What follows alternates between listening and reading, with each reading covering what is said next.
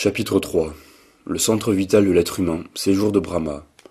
Le soi, comme nous l'avons vu dans ce qui précède, ne doit pas être distingué d'Atma, et d'autre part, Atma est identifié à Brahma même. C'est ce que nous pouvons appeler l'identité suprême, d'une expression empruntée à l'ésotérisme islamique, dont la doctrine sur ce point, comme sur bien d'autres, et malgré de grandes différences dans la forme, est au fond la même que celle de la tradition hindoue. La réalisation de cette identité s'opère par le yoga, c'est-à-dire l'union intime et essentielle de l'être avec le principe divin, ou, si l'on préfère, avec l'universel. Le sens propre de ce mot, yoga, en effet, est union et rien d'autre, en dépit des interprétations multiples et toutes plus fantaisistes les unes que les autres qu'ont proposées les orientalistes et les théosophistes. Il faut remarquer que cette réalisation ne doit pas être considérée proprement comme une effectuation ou comme la production d'un résultat non préexistant, suivant l'expression de Shankaracharya, car l'union dont il s'agit, même non réalisée actuellement au sens où nous l'entendons ici, n'en existe pas moins potentiellement ou plutôt virtuellement. Il s'agit donc seulement pour l'être individuel de prendre effectivement conscience de ce qui est réellement et de toute éternité. C'est pourquoi il dit que c'est Brahma qui réside dans le centre vital de l'être humain, et cela pour tout être humain quel qu'il soit, et non pas seulement pour celui qui est actuellement uni ou délivré. Ces deux mots désignent en somme la même chose envisagée sous deux aspects différents, le premier par rapport au principe, le second par rapport à la manifestation ou à l'existence conditionnée. Ce centre vital est considéré comme correspondant analogiquement au plus petit ventricule du cœur, mais ne doit cependant pas être confondu avec le cœur au sens ordinaire de ce mot. Nous voulons dire avec l'organe physiologique qui porte ce nom, car il est en réalité le centre, non pas seulement de l'individualité corporelle, mais de l'individualité intégrale, susceptible d'une extension indéfinie dans son domaine, et dont la modalité corporelle ne constitue qu'une portion, et même une portion très restreinte, ainsi que nous l'avons déjà dit. Le cœur est considéré comme le centre de la vie, et il l'est en effet au point de vue physiologique par rapport à la circulation du sang, auquel la vitalité même est essentiellement liée d'une façon toute particulière, ainsi que toutes les traditions s'accordent à le reconnaître. Mais il est en outre considéré comme tel dans un ordre supérieur et symboliquement en quelque sorte par rapport à l'intelligence universelle dans ses relations avec l'individu. Il convient de noter à ce propos que les Grecs eux-mêmes, et Aristote entre autres, attribuaient le même rôle au cœur, qu'ils en faisaient aussi le siège de l'intelligence, si l'on peut employer cette façon de parler, et non du sentiment comme le font d'ordinaire les modernes. Le cerveau en effet n'est véritablement que l'instrument du mental, c'est-à-dire de la pensée en mode réfléchi et discursif. Et ainsi, suivant un symbolisme que nous avons déjà indiqué précédemment, le cœur correspond au soleil et le cerveau à la lune. Il va de soi d'ailleurs que, quand on désigne comme le cœur le centre de l'individualité intégrale, il faut bien prendre garde que ce qui n'est qu'une analogie ne doit pas être regardé comme une assimilation, et qu'il n'y a là proprement qu'une correspondance, et qui n'a du reste rien d'arbitraire, mais qui est parfaitement fondée, bien que nos contemporains soient sans doute portés par leurs habitudes à en méconnaître les raisons profondes.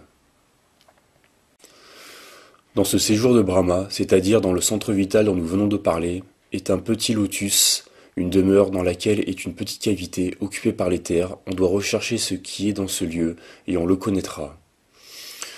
Ce qui réside dans ce centre de l'individualité, en effet, ce n'est pas seulement l'élément éthéré, principe des quatre autres éléments sensibles, comme pourraient le croire ceux qui s'arrêteraient au sens le plus extérieur, c'est-à-dire à celui qui se réfère uniquement au monde corporel, dans lequel cet élément joue bien le rôle de principe, mais dans une acception toute relative, comme ce monde lui-même est éminemment relatif, et c'est une acception qu'il s'agit précisément de transposer analogiquement.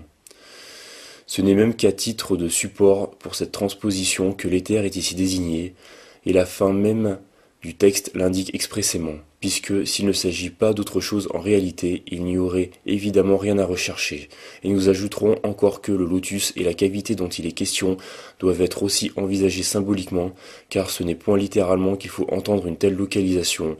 Dès lors qu'on dépasse le point de vue de l'individualité corporelle, les autres modalités n'étant plus soumises à la condition spatiale.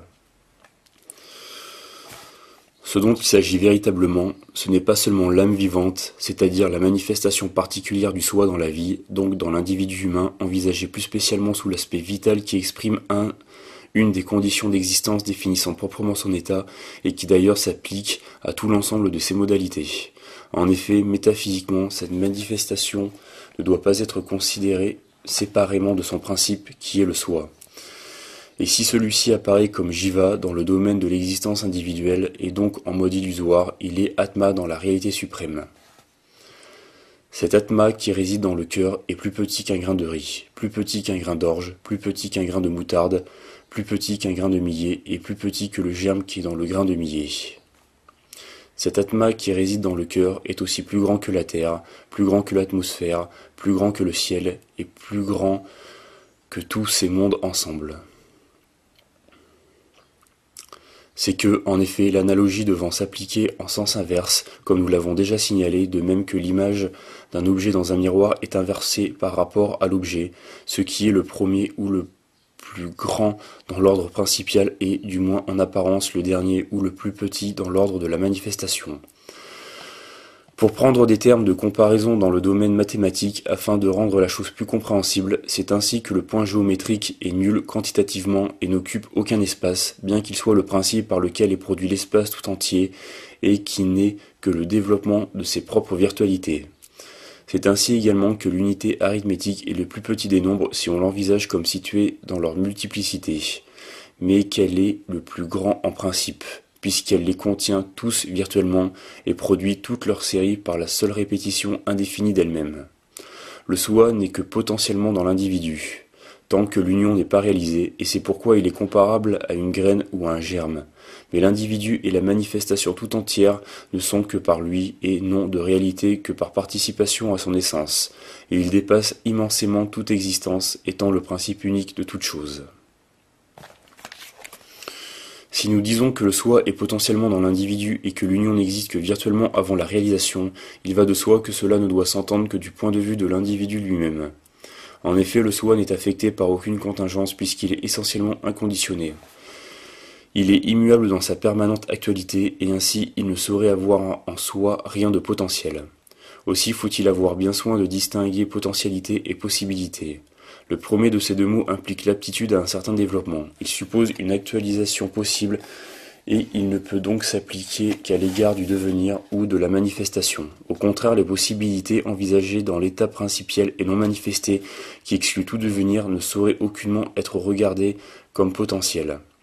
Seulement pour l'individu, toutes les possibilités qui le dépassent apparaissent comme potentielles parce que, en tant qu'il se considère en mode séparatif, comme s'il avait par lui-même son être propre, ce qu'il peut en atteindre n'est proprement qu'un reflet et non ses possibilités mêmes. Et bien que ce ne soit là qu'une illusion, on peut dire que celle-ci demeure toujours potentielle pour l'individu, puisque ce n'est pas en tant qu'individu qu'il peut les atteindre, et que, dès qu'elles sont réalisées, il n'y a véritablement plus d'individualité, comme nous l'expliquerons plus complètement quand nous aurons à parler de la délivrance.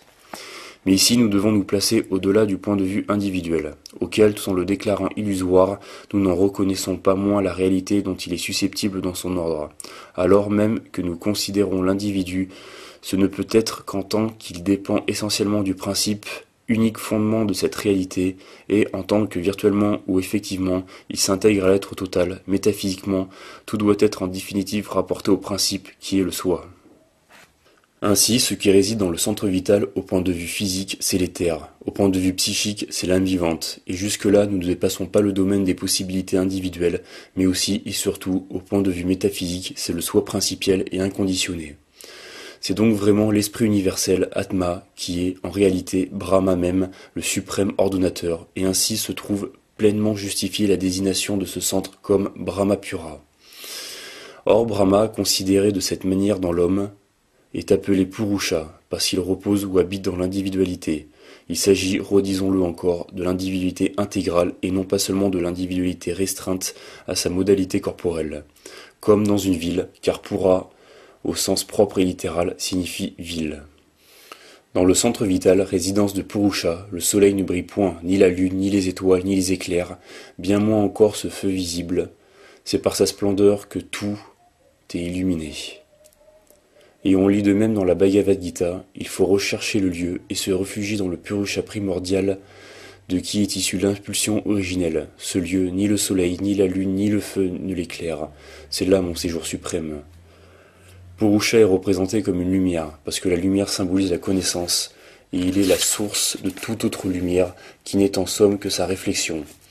Toute connaissance relative ne pouvant exister que par participation, si indirecte et si lointaine soit-elle, à l'essence de la connaissance suprême. Dans la lumière de cette connaissance, toutes choses sont en parfaite simultanéité, car principiellement il ne peut y avoir qu'un éternel présent. l'immutabilité excluant toute succession, et ce n'est que dans l'ordre du manifesté que se traduisent en modes successifs les rapports des possibilités qui, en soi, sont éternellement contenus dans le principe. Ce Purusha de la grandeur d'un pouce, et d'une luminosité claire comme un feu sans fumée, il est le maître du passé et du futur, il est aujourd'hui, il sera demain, tel qu'il est.